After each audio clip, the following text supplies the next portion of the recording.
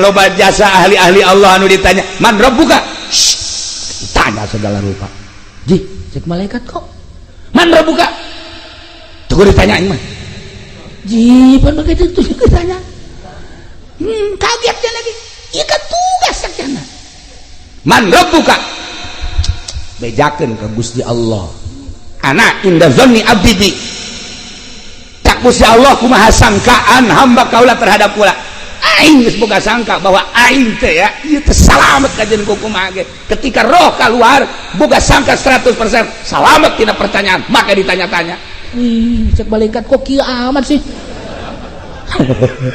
laporan malaikat Gusti aya hamba Gusti ditanyana kos kitu amat sih mondok dong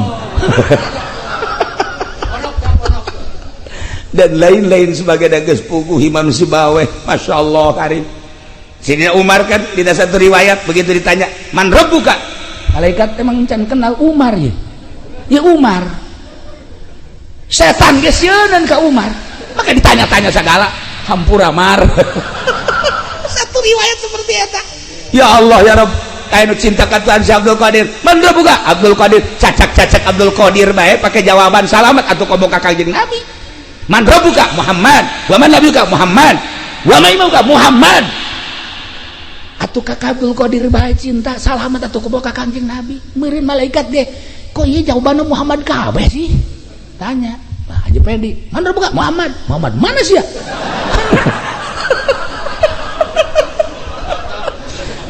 cilaka sih ya Muhammad emang itu nyaho iya kampak ya Allahumma ya rafi'ad darajat Allahumma ya rafi'ad darajat Assalamualaikum warahmatullahi wabarakatuh.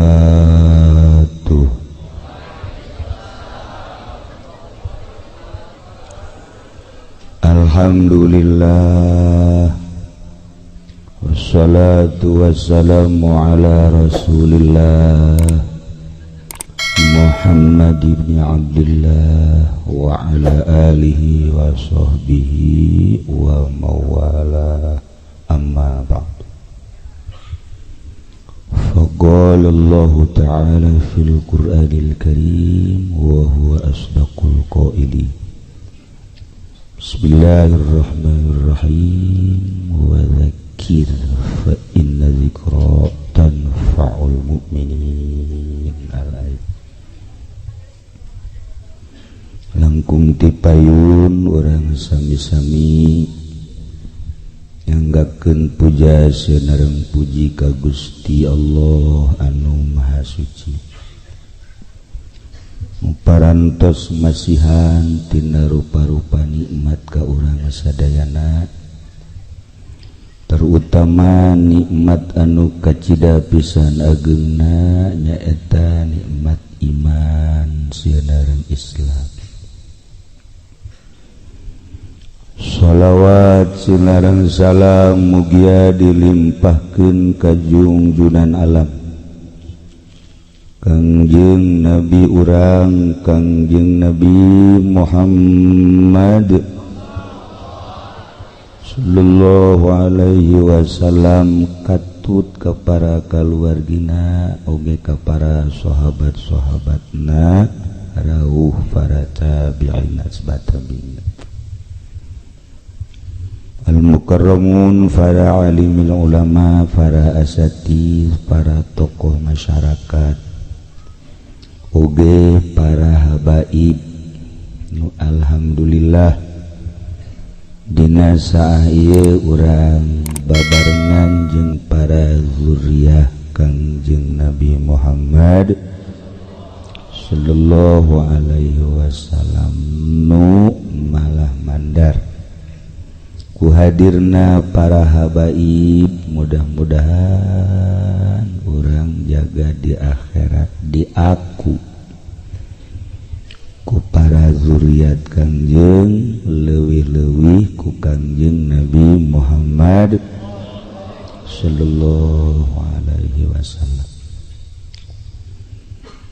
Kiai-kiai nu serepuh araya di dieu nu setengah baya nu anom para santri geus karuhan oge kurage mawa kiai deui nu alhamdulillah kiai bawaan kula beda jeung nu sejen rada khawarik mundahar batur geus eureun nya nama terus bae tur mun aya sesa teu meunang meleng rada khawarik horeng tileuleut ti pamalingan nya nama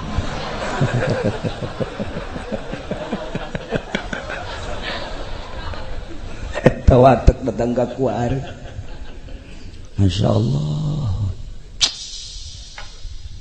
kalayan inayah ti Gusti Allah alhamdulillah padahal sim kuring mah geus wanti-wanti ulah pudlah nu sejen bae geus teu pati dibere resep ririungan jeung lalaki mah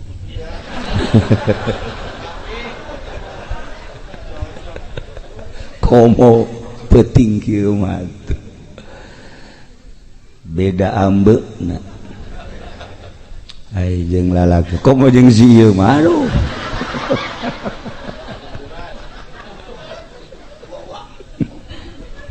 meureun bawa ti ajal namanya tapi kulantaran meureun geus aya tulisanana atuh rada dilambatkeun ge maksudna supaya diteruskeun acara kadieu teh tinggal doa balik wih dereng dimulai ge lah iya masyaallah gendeng kabeh iki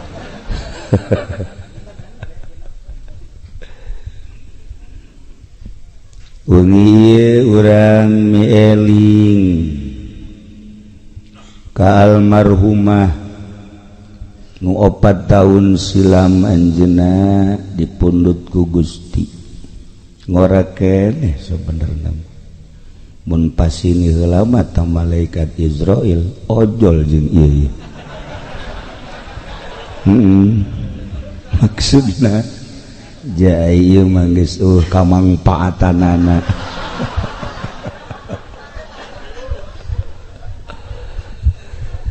tapi kulantaran teu bisa ojol jeung teu bisa disogok malaikat malain cara dipudaliki sopa tama kiai rorongsokan masih kena bisa disogok-sogok malah tama malaikat mah teu bisa lantaran dibere dahareun tara dahar dibere inumeun tara nginum sekalipun dibere seping bed tara sare dibere bidadari artis cara nu kaimpi ku kisopa tadi embungeun malaikat mah tur malaikat manurut pisan ka Gusti Allah eueuh nu maksiat malaikat mah mun hayang ningali makhluk Allah anu teu pernah maksiat malaikat mun hayang ningali makhluk Allah nu salilana maksiat setan nu kadang-kadang maksiat kadang-kadang taat bawaan kula ngan lobaan maksiat hampir nyarupaan ka setan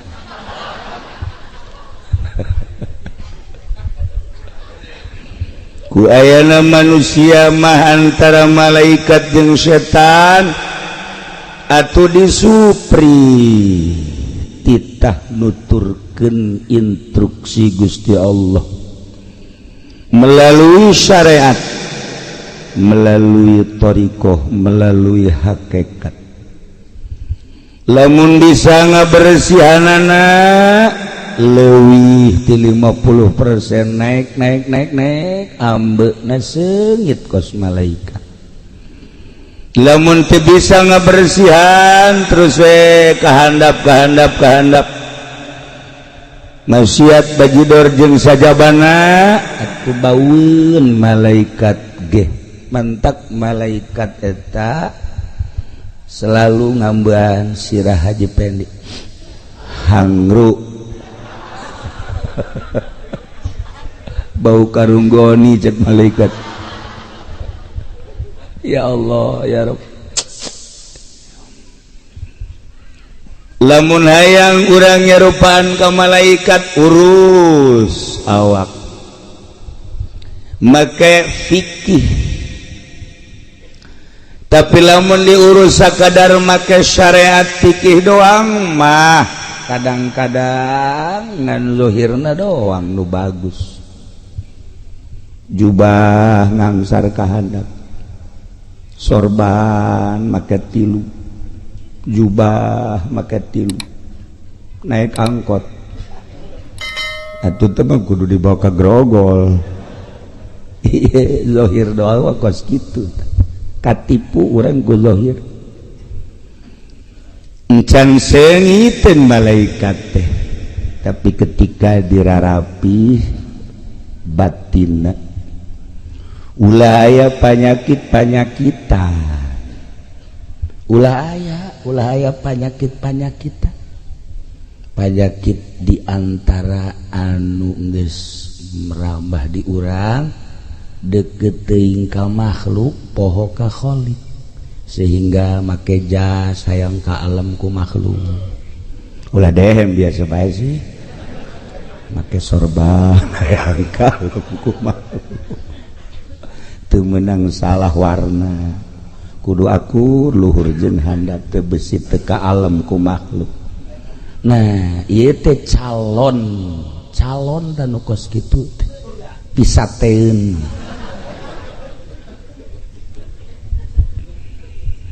Bersihan gerage tina panyakit-panyakit sebab urang teh baheula suci ketika diturunkeun ka dunia diasupkeun ka jasad loba watek-watek di jasad, mata celi irung sungut jeung sajabana roh urang teh milu ka perwatakan eta ketika kaluar deui teh maot atuh bobolokot.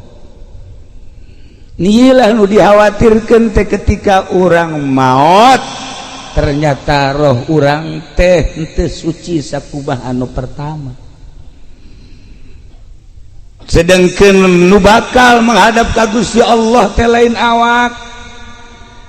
Ketika roh keluar awak urang nama dicengcerikan, dipandian, dibungkus, disolatin, dibawa ke kuburan, dikubur nu kamari di komandan-komandan anak buah namalah nincekat, nu kamari di bapak-bapak anak jeung incu nincakan kuburan, bahkan anu kamari di buya-buya di mama-mama murid lagi milu nincakan ngagoler di jero kuburan. Nu kamari ieu di dunia teu meunang salah sare teh kudu aya kipas, kudu aya AC, kamar kudu gede bae jeung kudu harum bae.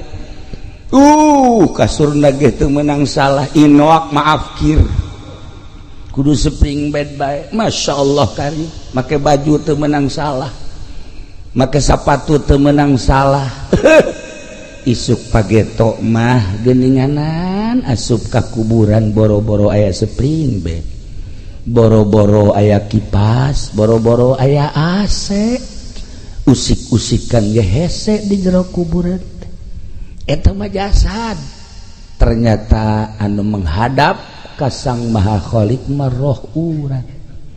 Naik ka luhur langit ka hiji mun bagus bisa langsung ka dua, mun masih kene bagus langsung ka tilu, ka opat, ka lima, dan selanjutnya ketika bagus kara ku Gusti Allah disuprih titah turun deui ningalikeun jasad nu keur ngagoler di imah. Oh eta teh awak aing urang teh geus terpisah ketika dipandian milu orang nelekeun, ketika dibungkus halapis 2 lapis roh asup kadinya set dilapis katilu urang aya di dinya terus dibungkus di talian sing kenceng nalian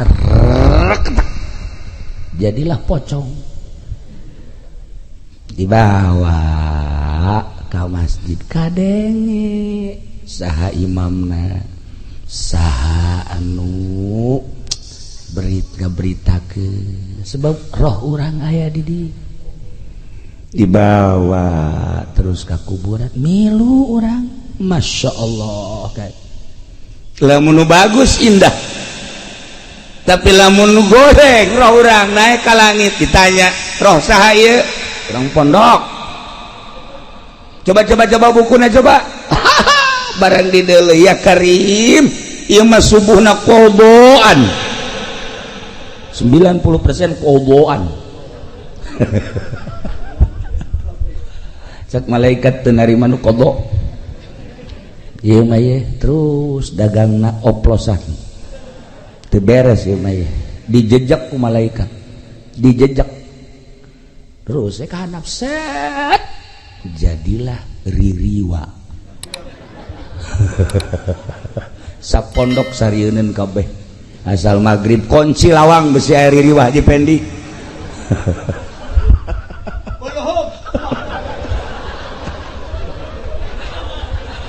main kulum ya Allah ya Rabb Masya Allah Inggris seperti itulah bakal terjadi di diri urang mantap jelema teh hayang masantren inget roh aing bakal berhadapan jeung Gusti Allah ngaji pesantren kan ku kolotna gampang dunia mah loba nu teu sakola ge sararugi geus diatur ku Gusti Allah ngaji sia ngaji Masya Allah nurut budak 10 tahun dikobongna ge pesantren samakna teu balik-balik jelema na mangalayang Masya Allah teu pernah ngaji 10 tahun ngan betah bae di pondok sakitu ge geus jadi ahli sorga mondok ih sok bener sih saya betul percaya teu ngaji bae geus jadi ahli sorga atuh kok mun ngaji Masya Allah teh pondok sebab naon atuh pondok makan jelema nangan ka majelis ka imam ka majelis ka pondok ka masjid ka majelis ka pondok atuh tambah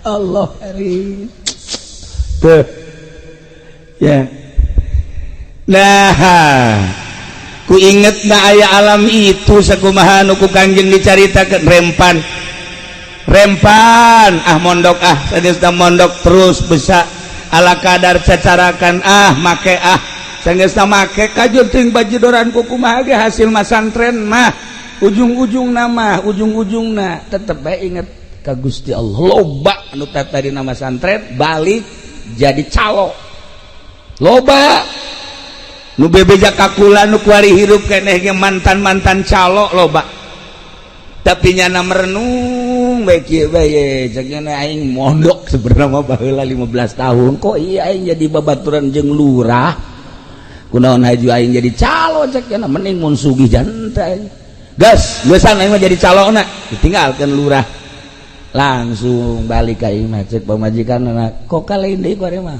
aing deuk nyai kore mah gitu lain nyai kitu pan ieu dapur ulah mikiran dapur geus pokona mah ngaji waduh sok jasa teu percaya pamajikanna mah teu percaya bari hirup keneh mun dibejakeun ngaranna sok ngaji bae ka Cilongok kitab di teangan deui punya mana ieu kitab aya kabeneran geus ku geget kitabna bawa deh ku jana ka Cilongok bang ngaji dihareup bae nyana dari nundutan gitu kita aja ku kula bari bari ngaji belah cenah jadi calo geus cenah sugih henteu jeung mending ngaji bae lah ujung-ujungna ku hari ngaji bae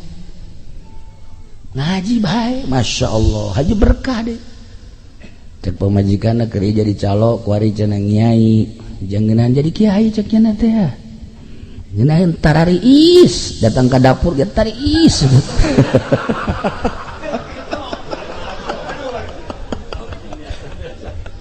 Masya Allah ujung-ujungnya gerage ujung-ujungnya buku kula diceritakan nu baru ke pasantren aya anu jadi ustad doang boga majelis taklim loba nu tadi nama santren aju ku hari andieu loba ta santri mah ujung-ujung nama hampir husnul khotimah bae beureun eta tapak di pondok ngadapang urut ngadenge-ngadengikeun terus milu teu bisa ngageh jang diri nama ayah tama santren dek mana tuh orangnya dek balik ka ditu iyalah jelema lamun percaya maot percaya teu percaya ayah jadah ge kayakinan mah jadulurna ge pararae saenggeus da percaya maot bahwa di jero kubur teh bakal aya pertanyaan saenggeus da aya pertanyaan bisa ngajawab apa henteu lamun direnung encan engke bakal aya mauqif engke aya mizan engke bakal aya jembatan siratal mustaqim moal bisa ka surga tanpa jembatan siratal mustaqim renungkeun coba ge eta pasti hate letikna duh heuy aing mondok bae lah loba nu ka Cilongok ge kiai cenah kula dek mondok bae kumaha kiai bae bekal teu mah wajiban atuh jadi kiai ya lalakon teh jadi nyedekeun ka aing kabeh. Masalah sih aing deuk. Masalah.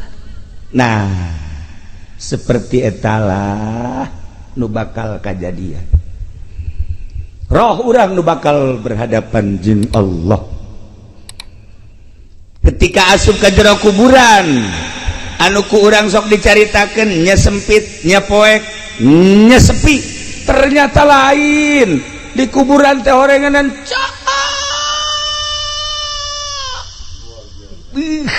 ohara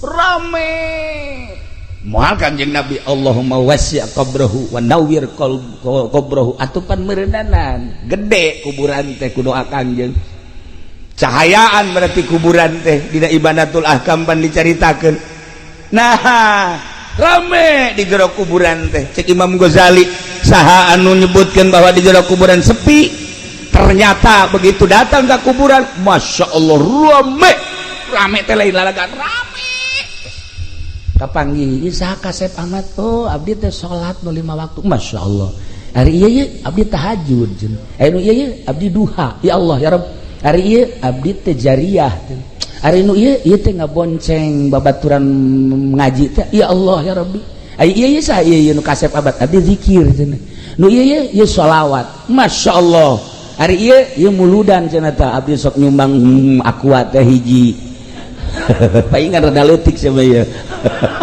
raya kabeh rarengtul di jero kuburan teh ya Allah ulah disangka di jero kuburan teh sepi orang bakal kaparang sok gerage Haji Pendi maot pagi ieu sahih hideung amat ieu bohong hari nu ieu coba amat coba amat ieu nipu hari nu ieu wah ieu mah maling karung ara aya kabeh rame mengaji orang di jero kuburan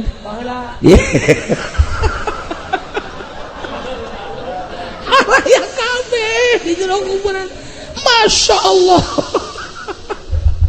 kaparagi orang kuburan ya Karim saha sepi rame nu mantak para aulia Allah mah para sholihin mah maot eta kan istirahat nikmat nu kamari sibuk ku ibadah ku ari jero kuburan istirahat menikmati hasil daripada amal-amal ibadah nginaheun ngadenge Kangjeng Rasul ngadenge para sahabat ngadenge para tabiin ngadenge para aulia-aulia Allah dongeng geus ambalayah jasa ngadenge para ulama-ulama sholihin indah maot eta nikmat istirahat barang ngadenge Haji Pendi maot sieun perasaan babaturan nu karitu malul aduh tah ragap diri urang ketika urang maot saha nu bakal jadi batur urang di jero kubur anu ngabibitian di jero kubur terus ngabarengan ka mauqif ka mahsyar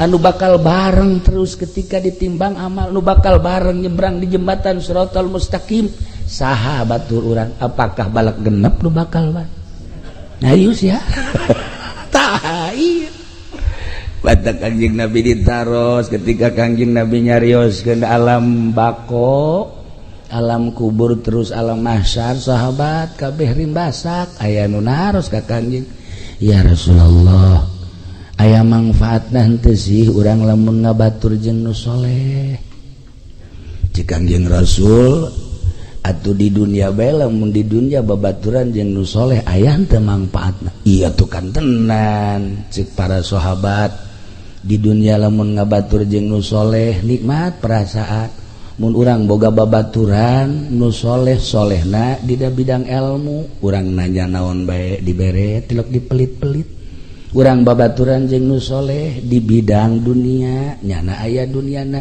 urang minta bantuan tara dipelit-pelit urang minta bantuan ka haji pengen di hati cek jana teh sia datangna ka dieu minta bantuan bae aing dibantuaneun sia asana nyeri perasaan tah eta mah toleh nu geus ngaranna teh beda aya sod aya to tah mun babaturan nu soleh selalu ngangeunahkeun nyana gagah urang lemah ketika urang minta bantuan kanu gagahna soleh kakos uruskeun kos kitu bae geus tanggung jawab sia mah tenang bae urang memehna naon geus senang bae ngeunaheun boga babaturan soleh dijabarkeun lah ku Kanjeng Nabi sakumaha di dunia urang babaturan boga babaturan nu soleh aya mangpaatna atuh di akhirat ge sarua mantak kabeh kaharareup sahabat aya naon sa Kanjeng Rasul kok kaharareup abdi mah aya ngabatur jeung tuan bae abeh di akhirat ngeunahkeun cek kabana bae abdi mah deuk jeung tuan bae kajen teuing kuku bahage sebab ucapan tuan engke bakal terbukti di akhirat abdi mah kajen kuku bahage endek jeung tuan bae tidinya cek Kanjeng Rasul henteu kudu jeung kula menggeus puguh cek Kanjeng Rasul insyaallah saha bae oge boro nu kazamanan kuari anu henteu kazamanan dia terus datang ka tahun 2018 wow atuh di syafaatan bae cek Kanjeng Rasul kuari mah pilih bae tah para sahabat anu kira-kira soleh saha kira-kira sok kadinya Kanjeng Nabi ngaleos kabeh karumpul ka Sina Abu Bakar Siddiq ngariung cak Abu Bakar nanaonan dia kami mah hayang jeung tuan bae iya itu pan aya Sina Umar aya Usman henteu iman nu geus kanyahoan Umar mah galak cenah teh cak Umar nanaonan sia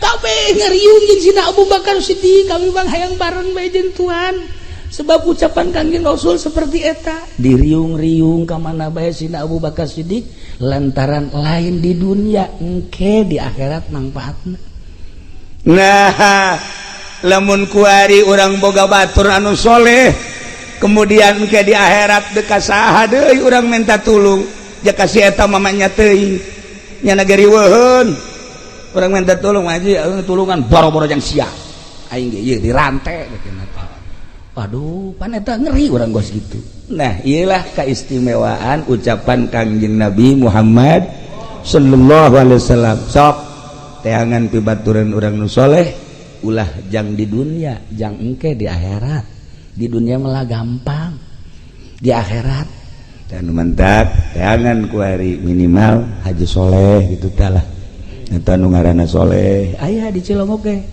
ngaranna soleh tapi main gapleh bae teh barang didelek KTP na orang rimpak sia dulur Kipuloli deh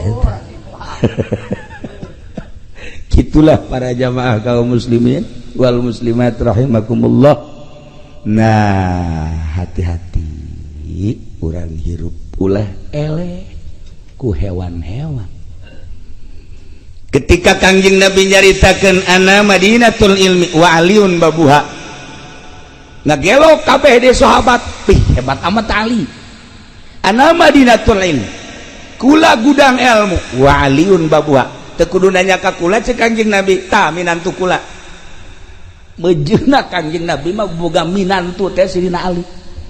Sedang lamun Haji Pendi boga minantu nu kuari sedang kene sarua.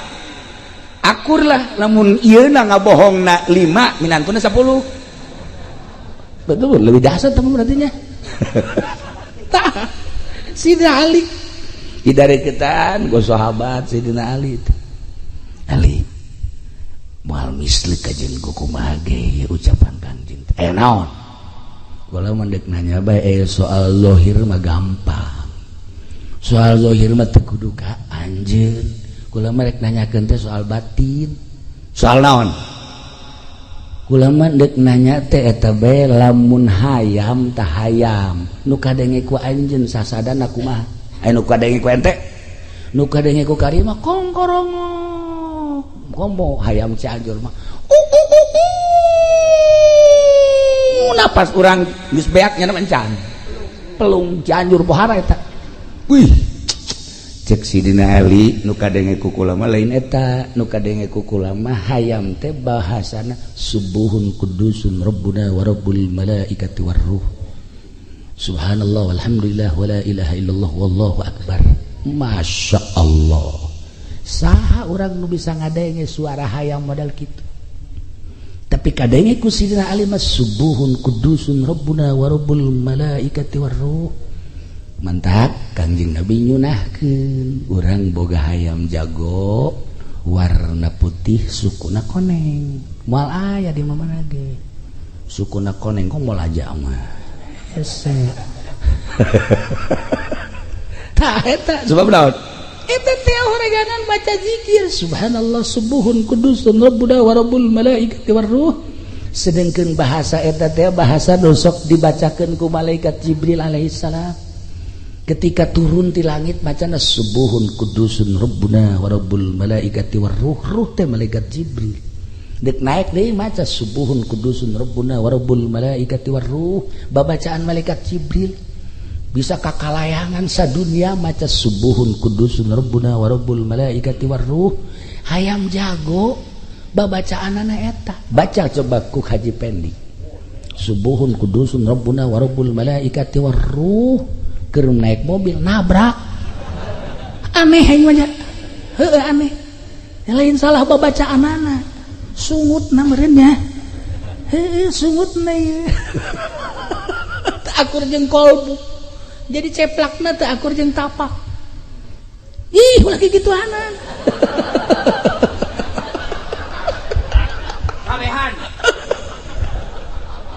subuhun kudus masyaallah kari teh eta bahasa hayam Sidina Ali ditaros deui tuan ari eta sih bangkong kumaha eta bahasana bangkong bahasana subhanallah alhamdulillah subhanallah alhamdulillah subhanallah alhamdulillah bangkong moajan subhanallah alhamdulillah subhanallah alhamdulillah teu eureun kadenge ku urang kok horegan subhanallah alhamdulillah subhanallah alhamdulillah subhanallah alhamdulillah eta bahasa bangkong coba bahasa Haji Pendi goni karung atuh masih kene muliaan bangkong jeung sieu mah masyaallah karim guys bari mah urang manggi bangkong usapan manggi sieu tinju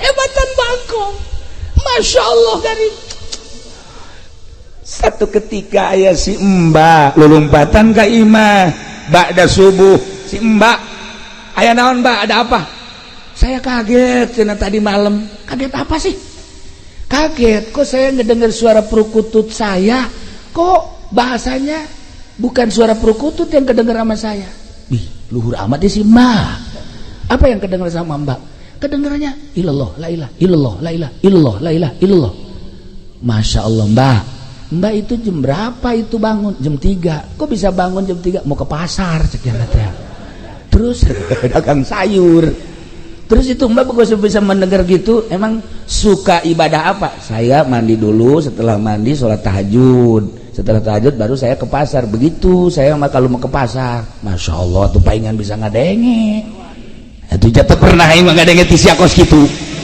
aduh kata hebatan si Mbak daripada tukang karung mah atunya mah hudang malah nu dihandap leuwih ti heula hudangna oreganan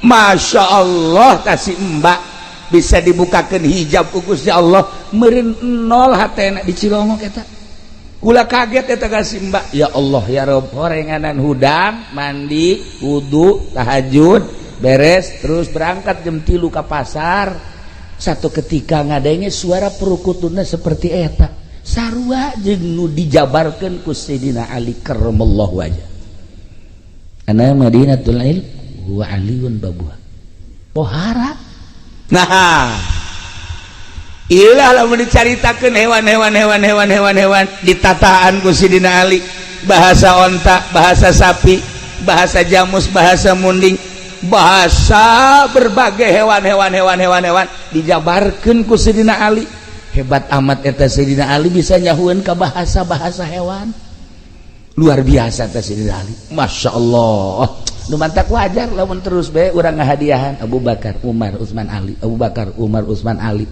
horenganan kos kitu atupan sieu mah mun maot anakna ge wallahu alam hadiah wallah henteu anakna misalnya itu bapak udah meninggal biarin aja enggak tuh lu jarang wah lagi hidupnya juga begitu ulah sampaikeun ka kitu tak tanamkan coba rasa kecintaan anak terhadap orang abeh ketika orang geus ngagojod di jero kubur anak bisa hadiah ka urang anak bisa ngiriman teu butuheun jeruk anu di kuburan mah butuheun ge Fatihah doa Quran cenah ieu loba jeruk niat hadiahna ieu kabeh kadaharan ganjaranna jang ahli kubur. Ya Allah ya Rabbi tuh seperti etalah mantap kula begitu zarah ke Habib Lutfi do aju ngobrol di luhur duaan cekanya dongeng kieu cek Habib Lutfi itu dulu ada seorang santri ziarah ke kuburan begitu ziarah sering ke situ nggak ada kerasanya ziarah kok nggak ada kerasanya bebeja tah ka guruna begitu bebeja ka guruna saya ziarah udah berapa lama ke makam itu tapi nggak ada kerasanya tuan guru ini bagaimana ziarah kemana ke makam yang di sono atau kenapa ziarah ke situ emang kenapa itu mah garong kenapa dijarahin sih ada tah kurang besi salah zarah horenganan jerona garong kuari kan loba nu maruncul mantak kula harita ngalarang aya kuburan anyar dijarahan ulah besi garong atuh cenah dijarahan megarong gitu lain teu naon kitu ulah besi salah tekad lo aya baheula hiji kuburan rame dijarahan kuncena ge datang ka sugih kuncena sugih lantaran nu zarahna loba jasa boga anaknya na hiji-hiji da lalaki kulantaran nyanda deudeuh jasa ka anak nyana ka anakna ceng masantren bae nya kana ka daerah anu baheula masantren teh dibekelan terus dibekelan himar tah ieu jang paranti di pondok berangkat nyana ka ditu pertengahan jalan himarna kurang parah paeh begitu paeh bingung nyana waduh ieu himar hiji kendaraan paeh ieu wasiat di kolot kubur dikubur ku nyana karunya jasa ka himar geus dikubur disiram terus nyana kieu beung ngahuleung aya ta urang dinya emang ieu sanu paeh ahli ibadah cenah wah ahli ibadah muhun cenah teh atuh cenah urang zarah mangga dizarahkeun teh ku anakna zarahkeun la hadrati ahli ibadah al-fatihah milu nyana bebeja teh eta aya ahli ibadah di ditu maot ieu urang zarah dizarahan nyana jadi kuncena teh terjadi masantrena Masya Allah terus bae nama jadi kuncen deui di dinya kasedot bukti bapana nu biasa zarah ka kuburan nu sok dijarahan ku bapana teh ya ngagelok kuari ka dinya bapana ge kaget kok nu zarah jadi sepi cak keneh ieu aya kabar di anu cenah rame jasa begitu datang ka ditu nya hayang nyaho kuburan saha ieu cak bapana waduh asep jadi kurang ya asep Masya Allah datang tadinya barang di deuleu kuncen aja mah ajaib anak aing Masya Allah sia ieu jadi kuncen Oh terjadi mas santren ente emang kunaon himar pae bah aju dikubur di depan loba nu zarah kukula di bejaan ahli ibadah. Masya Allah bisaan sih ya nyebutkan bisaan. Iya tuh itu atau kasedot ka dieu nu abah. Masya Allah nggak salah lah kula alhamdulillah kuari mah geus bisa nyeun imah dan lain sebagainya. Keke bah ai abah sih eta ngazarahkeun itu eta sesah kuburan sah. Ih atuh mana ieu sakeuna. Oh atuh sarua tah mah. Horenganan itu mana ieu anakna. Tah horenganan sing hade kukucuran duit teh horenganan kumaha ti luhurna. Baheula teh hasil nguncen anakna jadi kuncen deui. Baheula teh duit teh ti mah himar kuari jadi himar deui anakna anak himar. Nah, ieu pendidikan supi. Ulah sambarangan horenganan. Lamun carita almarhum abah baheula mah santren di Kosambi, kemudian aya santri maling peuteuy geus kitu dahar bareng cak abah teh ieu peuteuy nang di mana tah meunang ngalah ti nu tatangga ulah di dahar cak abah teh bahaya sia eta keur di pondokna keneh geus bisa amanat ulah di dahar aya nang maling mah pan si ieu mah lain nang di mana teh sia nang maling keneh urang oragu kan beda bahasan lagi mantap kos kieu teh bentukna di pondokna kene kudu dijaga. Masya Allah nah iyalah horenganan kokocoranana ti mana sing hade pernah aya hiji jelema usaha sagesa usaha boga anak opat nyana masantrenkeun anak nu opat itu sambarangan ngabiayaanana sanajan usaha baheula mah ya awi baheula mah giribik dan lain sebagainya tetapi usaha anu janga biayaan anak manu dianggap halal lagi halal na pisan henteu diakurkeun henteu dicampurkeun jeung hasil usaha nu sejen nah ye anakna nu opat-opatanana jadi kiai kabeh biayana beda Masya Allah sok kuari ngaji pendi ngabiayaan anak hasil ti dagang karung ulah dididik ta anak kuno sejen nyahok we ka karung asal didelep ku anakna oh karung ayam didelep oh karung goni oh iya oh karung nyempet aya oh karung nyempet nyaho sorangan sebabna bensina nu mantap para habaib kahandapna jadi habib tetesan ti luhurna habib tuh mana kieu anak kiai ge kahandapna engke minimal jadi kuyainya na kuya dicai lamun kiai na apik baheulana duit ti pamarentah mah punyana tilok di dahar ai leutik mah kitu pod kan lah ieu duit bangsa ti calo-calo tara. Nah diapika anak teu kudu usaha hese beleke gerage bakal netes ka anak tapi lamun sambarangan nah ieu teh urusan ngaji mah gampang untuk ngaji naon babari kuari mah malah teu kudu masantren kuari mah pencet HP deuk ngaji naon di HP deuk ngaji naon deuk ngaji hakikat ge aya di HP deuk ngaji hakikat geus aya di HP Masya Allah guru mursyid abah Google geus aya tadi HP mantap mararikung kabeh jelema aya kabeh tapi lain eta nu hese mengenal Allah nu kudu boga guru lain sakadar ilmiah sebab lamun eueuh guru hese engke nuduh-nuduhkeun anak menuju Allah mah hese sebab naon loba penyakit engke akibat lamun eueuh guru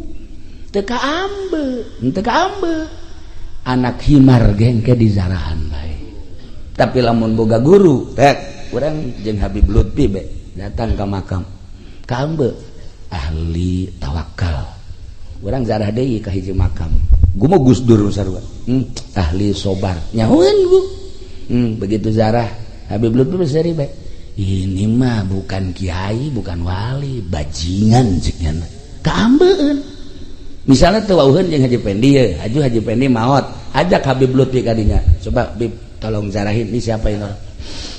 Jaga mantu.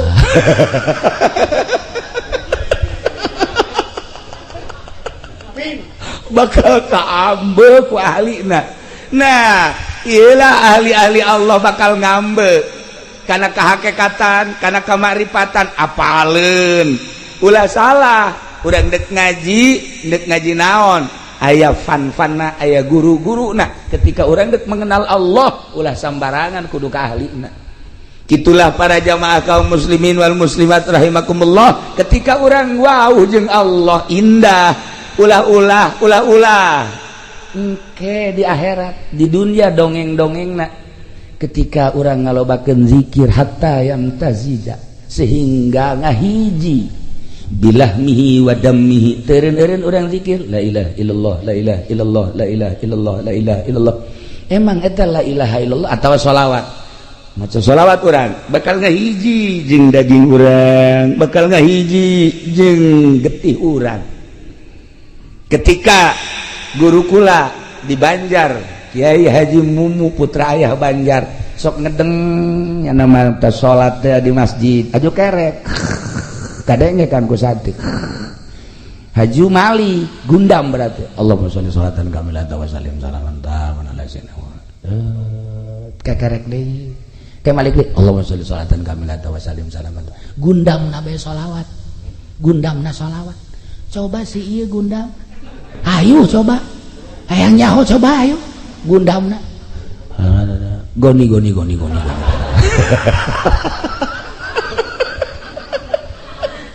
Kabawa gundam.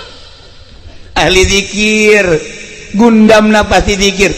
Moal dibejakeun seorang kiai ahli ukudul juman, moal dibejakeun hirup keneh masalahna.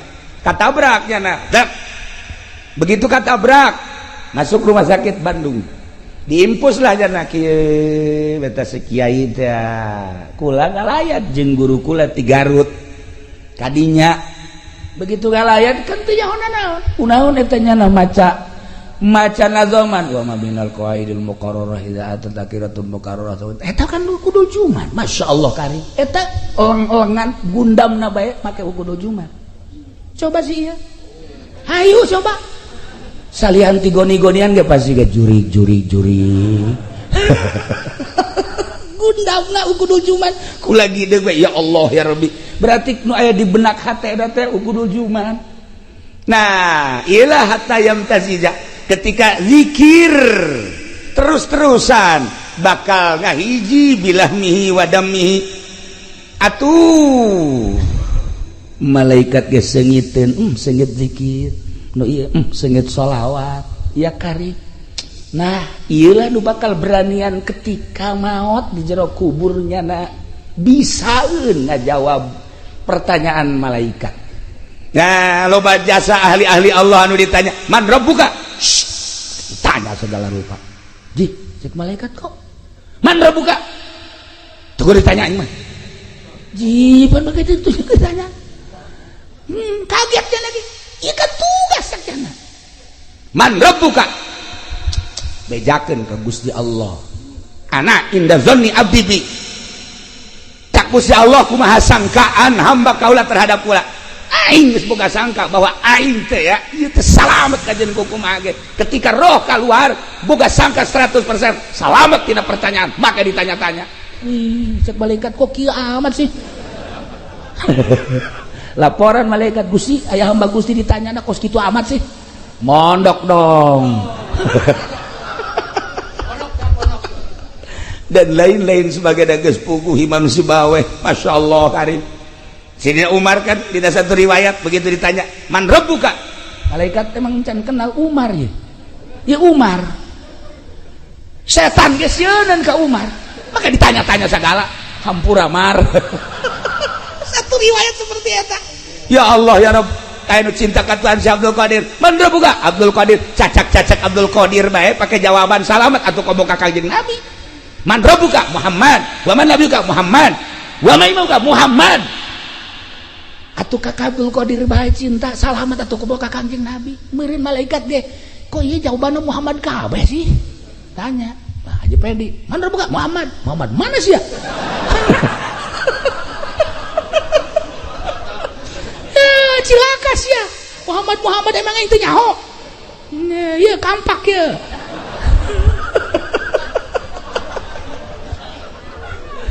Gambaran ahli-ahli Allah mun urang macaan dina kitab-kitab sufi, masya Allah indah jasa dengan berbagai jawaban-jawaban anu ngangeunahkeun pisan ka batin. Sebab naon? Asma Allah, sifat Allah jeung zat Allah geus ngahiji di awakna. Jadi nu ngajawab teh lahmihi wa dammihi. Teu saeutik ahli Allah ketika terjadi peperangan ngucur getihna ka handap ngabentuk Allah aya nu ahli sholawat ngabentuk Muhammad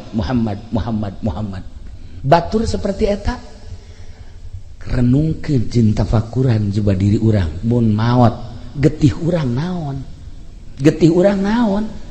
gitulah para jamaah kaum muslimin wal muslimat rahimakumullah tina urayan kaula di awal tepi ke akhir ieu adalah merupakan jang memikirkeun masa depan urang ti mimiti kubur datang terus ke alam mahsyar sing hade tetesan-tetesan sakumaha tadi kaambeun horeng ku malaikat oge ku ahli-ahli Allah kaambe ulah salah zarah urang sing hade besi anak himar di jarahan ku urang ya besi bajidor di jarahan ku urang tanyakeun geura ka ahlina sebab kaambeun ku ahlina mah boro-boro geus maot hirup keneh kieu ge kaambe lamun Ki Hairun liwat ti Jati ti Ledug ka Cilongok nyana digelam kieu be kaambe aya anu boga naon kitu ngaran aya anu boga teluh cak nyana kaambeun dan lain-lain sebagainya ku ahli Allah selalu kaambe ngan teu meudang nyaritakeun kepikiran teh bakal balik bakal aya pertanyaan bakal aya hisab geus pake pikiran teh ka alam nu itu be lolobana mah jelema nu balalenger pikiranana mah geus ana urang kurang beti mikiran ka bakal balik ke alam itu ngan di dieu we nu dipikiran teh kumaha carana neangan dunia yang meuli motor mobil jeung imah kawin deui jeung urang Karawang kumaha ye ngan sakikituna doa masyaallah teu naon bedana jeung kebo tah mah eta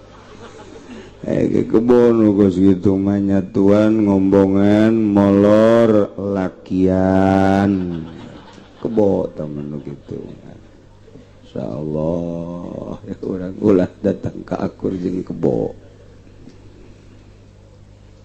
teh masalah ngabunuh nu pemandangan urang di akhir zaman teh soal ngabunuh teh bangonna kos pisan masalah ngabunuh teh jadi masalah anu sapira kos mabok kos maling kos zina kulantaran geus ambalaya jadi urang ngadengeuna teu aneh ngadenge kos musibah ti Gusti Allah barang urang ngadenge tsunami sekaligus 200 juta nu paeh barang aya gempa sabaraha nu paehna aya 100 belah tasak mah eta mah cenah teh aya kena banjir nu paehna 50 seetik tah mah jadi leutik kadengena teh lantaran geus ngadenge nu gede tak urang hirup di akhir zaman ku urang ku hari kadele ku mata kadenge ku ceuli mabok anu diharam-haramkeun ku Al-Qur'an ti Gusti Allah geus jadi pemandangan biasa zina gitu keneh judi gitu keneh kabair-kabair hungkul ngabunuh gitu keneh mantap atuh murka Allah teh darekeut jasa kadatang juljol ti banjir ka gempa ka angin Masya Allah luar biasa mantap ieu urang babalik ka Gusti Allah urang tobat diri urang we heula tobat nu rapih tobatan awak urang bisi kaburu dicokot ku nu bogana komo geus kolot mah tah majalah atuh hirup geus moal kararebel deui geus moal kebal deui geus wisan geus laleuleus mata geus kunang-kunang kiai cenah geus teu kadeulean maca Quran aya nu gelis alhamdulillah nu gelis kadeuleuk eta mata pinarakaeun masalah tah aya ka kitab Quran teh kadeuleuk aya ka nu gelis kadeuleuk aya ge ayah banjar mah lamun ngobrol teh jelas sarua jeung Mama Prawira Sekong guru almarhum Abah ngobrol manyar mah teu jelas bangsa pimbungeun urang ngobrol ja teu jelas kagok lah moal lila tapi lamun maca Quran maca kitab capetangna luar biasa ngomong nyurah capetang ai urang mah sabalikna lamun maca Quran maca kitab minimal heuai aju bae geus pohara jasa tapi lamun kitu mau ngobrol capetang luar biasa sungut pinarakaeun gajeun kumaha gitu.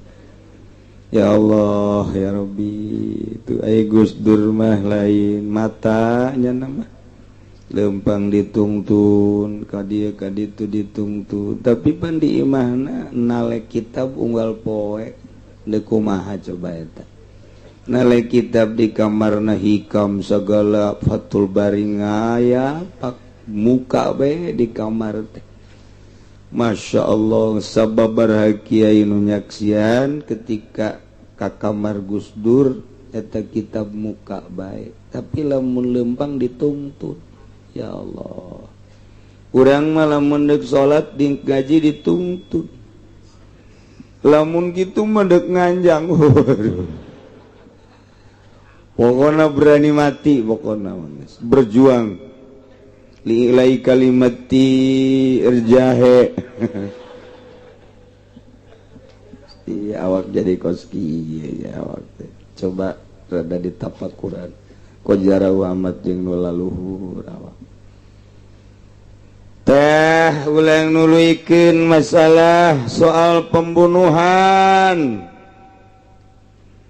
kamari geus dijelaskeun lamun aya jelema dibalangkeun kana cai nu bakal ngerem cai anu bakal ngaliput anu bakal nyana kakerem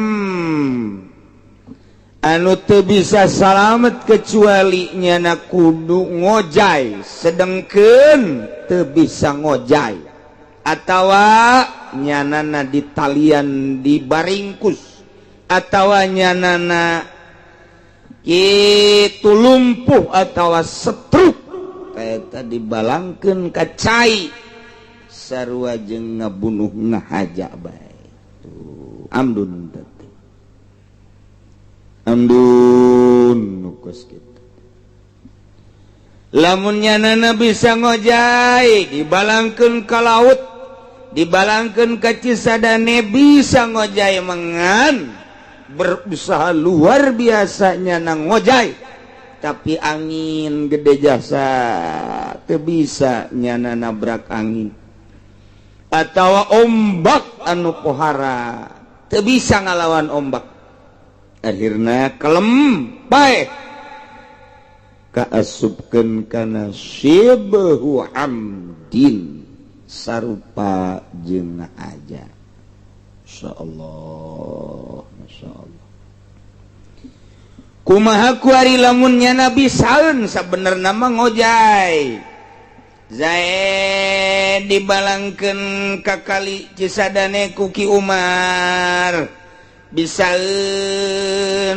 mun ngojay angin eueuh ombak eueuh jago nyana ngojayna tapi nyana teu daek ngojay cicing bae dibalangkeun kuki Umar bisa ngojay ki Zaidna cicing bae angin eueuh ombak eueuh mungeun ta eta fala diata fil azhar kudu diat cekal azhar mah lantaran cuai na gede kecuali nu kamari teh caina ngan sacangkeng barang dibalangkeun nyana ngedeng we di jero muji digerokeun ke Umar atuh sia hudang nyana ngedeng we datang ka paeh eta mah termasuk kana paeh ngaja ieu geus sarua tah jelema bisa ngojay kemudian dibalangkeun ka laut eueuh angin eueuh ombak nyanana teu daekeun ngojay cicing bae sarua jeung bunuh diri tetep bae kudu ngojay bae jadi ngaranna syariat mantak aya wali nu ditegor ku Gusti Allah hiji waliullah naik kapal begitu di tengah-tengah laut kapalna cilaka belah ambualayah kabeh batur nu usaha kana ban anu make papan anu macem-macem aya nu salamet aya nu henteu aya waliullah maing mah kumaha Allah bae jageuna cak Allah paeh aing mah cak Allah henteu pasrah aing mah ka Allah kerebak cak Allah Jibril cepet maneh ngarupa parahu Mikail supaya ngarupa nahodana cepet langsung Jibril ngarupa parahu malaikat Mikail ngarupa nu ngadayungna datang ka wali ka dieu gegeraan ka dieu kumaha Allah bae cak ya imang selain lawanan cak malaikat Mikail cepat hai gerak naik ade gerak naik di kieu-kieu ge teh ku malaikat Mikail teh jadi titahna ku Allah teh ngan syukur sakitu hai cepat tetep bae kumaha Allah bae cak nyana tetep ieu mah kumaha Allah bae tilu kali nista maja utama di awean ku malaikat Mikail ya ka jero tunjukkan malaikat Jibril ka Gusti teu daekeun malaikat Mikail geus eueuh salah di akhirat ka neraka wali eta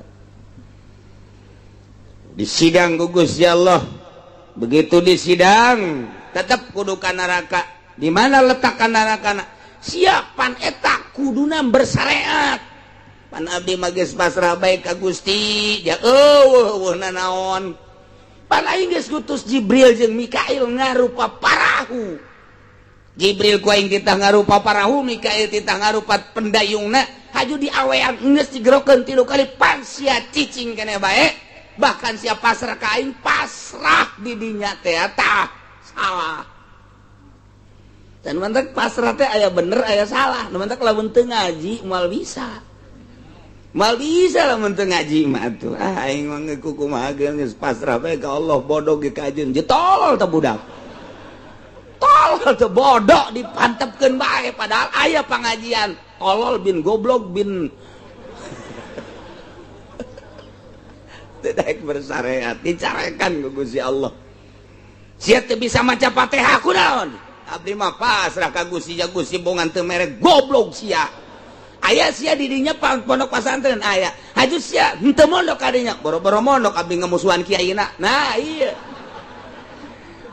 Zabaniyah seret bae emang pasrah kumaha masyaallah salah ta pasrah pos kitu teh tetep kudu syariat urang geus gawin haju teu boga jang masak pemajikan negor ka salakina ka atuh pan urang gojang masak pasrah ka Gusti cek majikan apa imah ka lamun pasrah urang paraeh taeh nang Allah hirup nang Allah ieu kakak jadi pinter kieu nang ngaji mana ngaji di Cilongok emang bener sih Cilongok baik wan diseret sia pasrahna salah tasya. Siapa lain potongan pasrah, kudu potongan manggul siapa? Atuh kudu. Insyaallah. Anu mantak pasrah wali baik ketika kudus bersyariat tah eta tetep baik mun teu bersyariat salah. Ditegor baik ku Gusti Allah tetep dikanarakakeun baik. Masyaallah karim. Sebabnya na pangkatna datang kadinya kawalianana nu kudu bersyariat. Aya wali anu geus teu bersyariat. Lamun geus memang kudu teu bersyariat mah ku Gusti Allah ge disalametkeun. Atuh disalametkeun.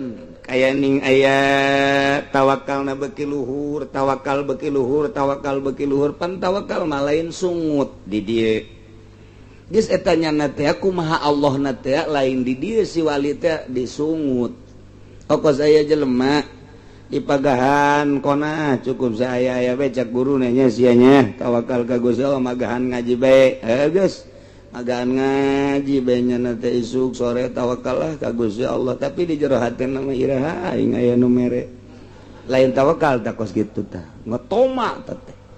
Sungut doang abdi mah pasrah bae magahan ngaji cek nyana teh kumaha Allah bae ku Allah diberi alhamdulillah ai henteu atuh kajian tapi di jero hate mah iraha aing aya nu mere tolong teh cenah teh eta kos kitu teh selain disungut tawakal mah di dieu di hate nerapkeun tawakal teh kudu aya nu nungtun guru mursyid ngaranna si ada besi aya haji mursyid guru mursyid lain haji mursyid mah kudu boga material aja mursyid.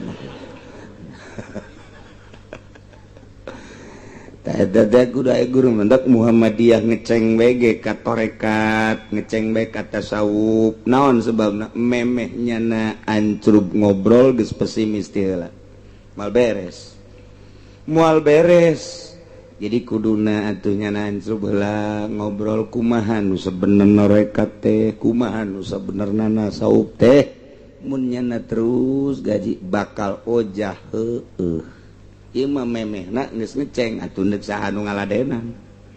Neuk saha nu ngaladenan balik sia ka ditu. Tah encan nyaho kumaha prak-prakanana tawakal. Ngomong doang tawakal, hate mah henteu atuh tetep ku Allah ge dicarekan bohong sia tawakal sungut sia mah tawakal teh. Dijaroi pasrah sumerah ka Gusti Allah. Teman teu bisa kusungut mah ku hate bae. Okos jelema teu percaya ka pangeran. Teu percaya ka pangeran jeung percaya ka pangeran teh di dieu lain disungut. Ke dicekna teh dicekna ketika menang musibah. Ketika menang musibah kos aya jelema teu percaya aya pangeran. Teu percaya aing mah aya pangeran. Di mana aya pangeran? Oh, teu percaya diajaklah naik kapal. Kebeneran kapal teh oleng ku angin. Kabehan zikir ka Gusti Allah, la ilaha illallah, la ilaha illallah, la ilaha illallah. Nu Islam la ilaha illallah, kabeh nu Kristen kitu kene. Nya teh nu Kristen ge Tritunggal, Tritunggal. Kitu amat zikir jore amat teman Tritunggal. Aduh haleluya haleluya haleluya teu bagus tebak zikir kos kitu. Dan lain-lain sebagainya tinggali jelema nu teu percaya ka pangeran, teu percaya ayana Allah teh lantaran dahsyat jasa kapal olengna tetep muntayangnya na kanu maha gaib. Ya nu maha gaib, ya nu maha gaib tulungan abdi. Teu mulai percaya berarti aya nu maha gaib. Ngan teu bisa jebutkeun Allah doang. Lantaran nya can pernah ngobrol jeung ahli Allah. Jadi ketika goyang, nu ieu mah kepercayaanna haleluya. Nu ieu mah percayana ka si Gota Gawatuma. Naon eta? Sia tamatuma sarua bae. Nah, nu ieu ka Allah. Terus masing-masing. Tinggal nu teu percaya ka pangeran. Ketika oleng mah nu maha gaib tulungan abdi, nu maha gaib tulungan abdi. Itu percaya berarti aya nu maha gaib, tinggal diteruskeun deui nu maha gaib saha? Saha si aya nu maha gaib? Nya Allah atuh. Heueuh boa. Jadi ketika darurat nyana nyahoeun aya nu maha gaib. Soba ge nu teu percayaan ka pangeran ge ketika menang masyarakat da ulah tamah dahsyat teuing di jero non di luhur kapal atau di laut. Ieu mah dibere hese bae perusahaan ambruk. Nanaon ambruk bos warung sagala ambruk teu boga nanaon. Sulit dahar ge nu menta nu mere mun nyana menta nu mere nyana gaduh nu maha gaib tulungan abdi sakeuna jadi jatadanina eueuh diayakeun ku anjeun nu maha gaib sakeuna teh kadengen ku nu sok ibadah ka Allah isya nu maha gaib sa teu nyaho ngaranna pokona nu maha gaib pokona teh mah nu nyieun aing nu nyieun naon de nyieun langit bumi nyieun daun deui pokona nyieun kabeh ge nyana nu maha gaib saya teh Allah tuh buat teuing eta cak nyana can nyaho lantaran can pernah ngaji jadi lamun ngaji mah urang tah ngaji nyaho Allah atawa tuturunan ti indung bapa pangeran Allah sia sing ade geus terus jadi nyaho urang teh pangeran teh Allah allazi khalaqas samawati wal dan lain sebagainya tuh ku ngaji mah nya dek sakarat emang kafir kumaha dek sakarat tetep mun tayangkeun nu maha gaib cenah ge nu gaib tulungan nu gaib ngan teu nyahoeun saha nu gaib tetep bae cilaka teu itu lain kana tuh patarokah jelema saya dibalangkeun ku Ki Umar ka laut padahal bisa ngojay tapi patarokah hanya ninggalkeun ngojay pala dia tapi lazar teu wajib diat lantaran sarua jeung bunuh diri urang bisa nangkis aya jelema ka urang ngangsongkeun belati kemudian urang teh bisa lamun nangkis mah ya pencaci karet sapotong mah bisa lah tapi jangan geus kieu bae si dakap si nu tunggu si nu kutunggal kumaha Gusti bae cenah aing mah dek dibunuh ge sabodo bae ya tah jelema bakal ka neraka lawan tetep bae nyana kitu naon ngaranna ngajotos lawan jak bisa dua rupa bisa kadieu nu kumaha tuh ayo tak urang lawan terus bae ku kumaha ngalawan geus teu bisa teu daya teu upaya kakarak di alam ku Gusti Allah di alam tetep bae ilmu bela diri teh gunakeun lamun urang bisa ieu lamun urang cicing bae dicarekan lawan tuh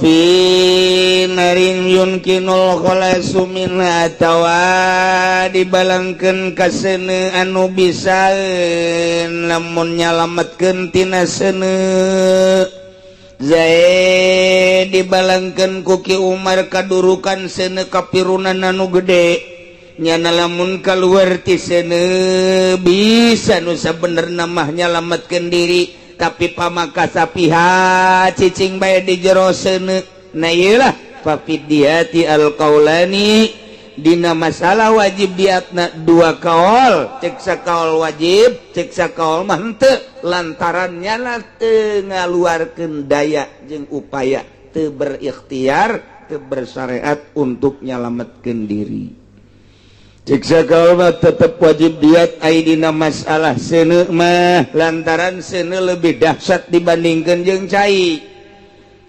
mah rada handapan kabahayaanna dibandingkeun jeung seuneu nu mantak mun dina seuneu mah tetep wajib diat tapi lamun dina cai mah na ieu aya keneh naon kitu ngaranna embar teu kudu jadi aya perbedaan antara seuneu jeung cai wala qisas fi surataini teu kudu wajib kisos dina dua surah tadi lamun memang teu aya upaya mah paling diat wa finnari wajhun dina masalah dibalangkeun ka seuneu mah aya wajah nu sejen aya artina aya perbedaan seuneu jeung cai tinggal kumaha upaya jeung henteuna bae walau amsakahu faqatalahu fal qisasu 'alal qatili samasalah walau hafarobiron farodahu bi'agharu fal qisas walal qatil. Dua masalah. Walau alqahum min syahikin badalagahu agharu faqadahu fal qisas walal qadi. Tilu masalah. Mereka hiji walau amsakahu faqatalahu agharu fal qisas alal qatili faqat. Zaid ditahan Guki Umar, diceklan Guki Umar. Jadi ari Ki Umar mah nyeklan Ki Zaid, diceklan bae geus ku Ki Zaid, ku Ki Umar teh Ki Zaid teh jol bae Ki Bakar. Jadi Ki Zaid teh keur diceklan ku Ki Umar, diceklan. Teu bisa gerak Ki Zaid teh diceklan ku Ki Umar. Ai torojol Ki Bakar mawa belati datang ditusuk bae jeger bae. Jadi Ki Umar mah ngan nyekelan Ki Zaid doang, kunaon jol Ki Umar ditusuk. Jadi nu ngabunuhna adalah Ki Bakar. Ki Umar mah ngan sakadar nyekelan doang. Ta eta anu kena mana anu kena kisos? Apakah nu nyekelan? Apakah Ki Umar Ki Bakar? Nah ieu nu mana ieu? Nu mana kira-kira tah mun diangsongkeun ka urang asana urang mau bisa ngajawab. Tuh saya nyeklan cenah. Ki Umar jeklan Ki Zaid teu puguh teu karuh Ki Bakar datang tusuk. Ki Umar Ki Zaid teh ku Ki Bakar. Ta ieu nu kudu wajib kisos mana? Ieu masalahna. Walau amsakahu lamun Ki Umar nyekelan hu ka Ki Zaid faqatalahu agharu ay prak torojol Ki Bakar dibunuh ku Ki Bakar pal qisasu alal qatili faqat, maka wajib kisos, wajib balas pati terhadap Ki Bakar nu ngabunuh Ki Umar mah henteu. Kecuali memang tatadina aya kerjasama. Lamun aya kerjasama mah Bakar sia nu ngabunuh aing nu nyekelan duanana tah mah. Ieu mah henteu. Ki Umar nyekelan Ki Zaid, jol Ki Bakar, bunuh ku Ki Bakar. Nu ngabunuh nu wajib dibales pati. Ki Umar mah teu kudu.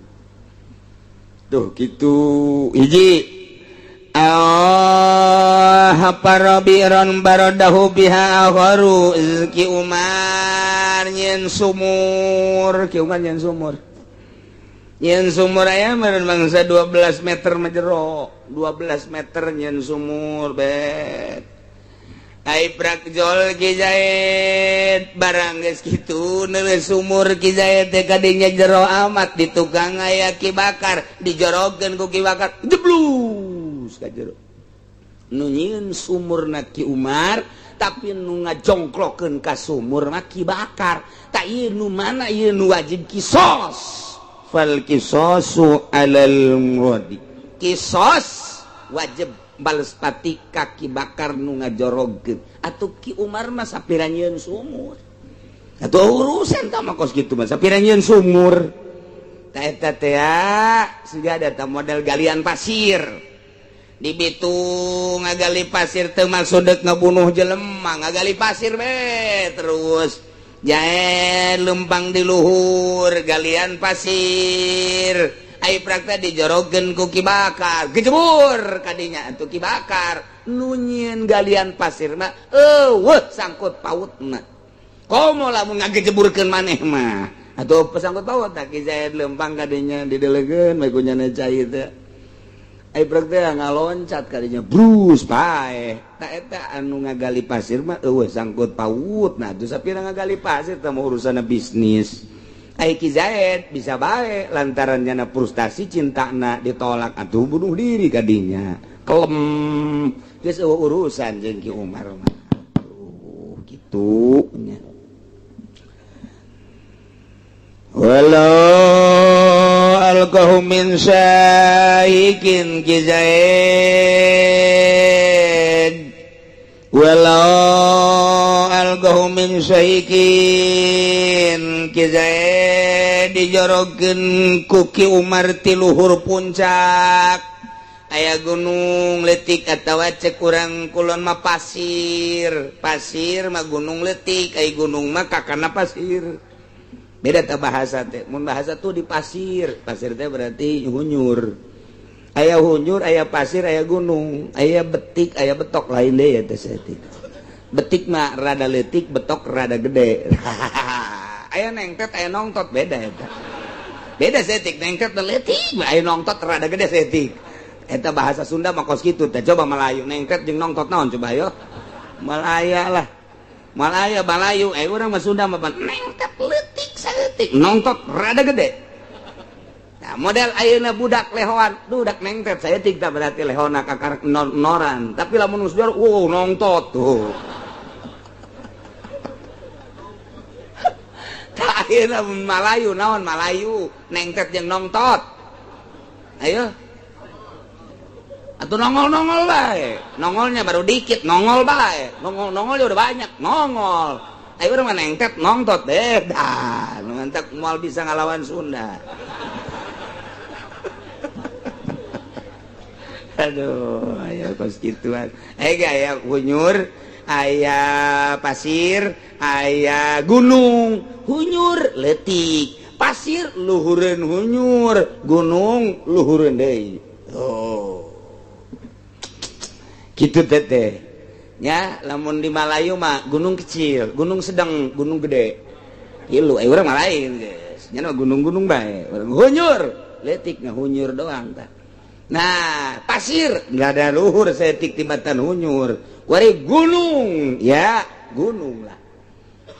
Kizae dikuari dibalangkeun ku Ki Umar di luhur pasir atau di luhur gunung. Nu kahandapna ge embel ieu, kahandapna ge sawah, kahandapna ge aya empang. Mun dibalangkeun ka dinya kira-kira bakal. Nah, lah moal kukumaha sapira ka embel. Embel, Malayu naon embel? Hah? Ya, tulis empuk banyak empuk mah tape, empuk. Embel. Aduh. Saya buku eta, mantek aing embung ya bahasa Malayu, kurang. Embel, tapi bener ngeunah bahasa Sunda mah embel. Ai embel teh ya. Anu bisa dicokotanna pake nyeun mamanukan eta embel ngaranna jadi henteu teuas embel ai bieu jasa mah nu kos kitu ngaranna eta mah leutak ari rada teuas ngaranna embel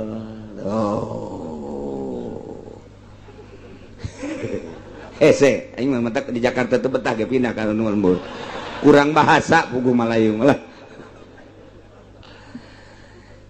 Kizae dibalangkeun ti luhur gunung eta ti gunung santri ti luhur kahandapna embel misalna atawa empang bakal moal kukumaha lah paling ge bundas ai ukuran paeh mah ceuk syariat mah moal jol kibakar isaha ieu ngapung langsung bae kebeneran nya keur mawa pedang datang kizae ti luhur dipapageun ku pedang juang derbe paeh nei anu kena kisos adalah ngabunuh bal qisasu alal qadi faqat Masya Allah geus kulantaran urusan anak qisas balas pati bunuh deui Ki Bakar anu tadi ngabunuh Ki Zaid bunuh deui Ki Bakar anu tadi ngajongklokeun ka sumur atuh bunuh deui Ki Bakar anu tadi mapageun make pedang atuh bunuh deui